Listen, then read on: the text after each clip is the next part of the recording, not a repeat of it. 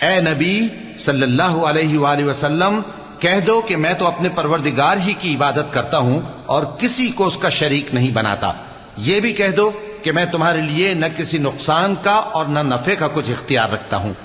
یہ بھی کہہ دو کہ اللہ کے عذاب سے مجھے کوئی پناہ نہیں دے سکتا اور میں اس کے سوا کوئی جائے پناہ نہیں پاؤں گا۔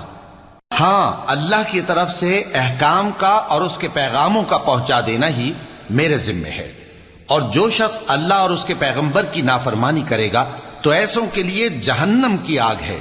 وہ ہمیشہ ہمیشہ اس میں رہیں گے، یہاں تک کہ جب یہ لوگ وہ دن دیکھ لیں گے جس کا ان سے وعدہ کیا جاتا ہے، تب ان کو معلوم ہو جائے گا کہ مددگار کس کے کمزور ہیں اور شمار کن کا تھوڑا ہے۔